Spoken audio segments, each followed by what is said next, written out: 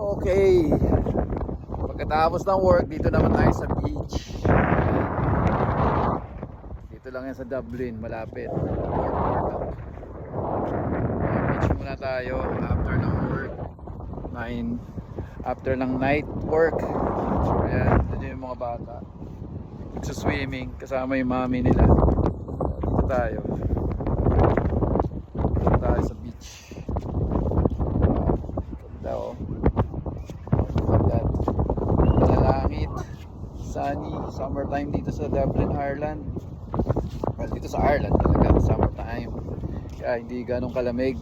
Pwede kang mag-shorts at slippers at naka-socks. Pagka winter time talaga. Ayan, so dito yan, no? Ganda, diba? Oh, ganda ng araw. Very good.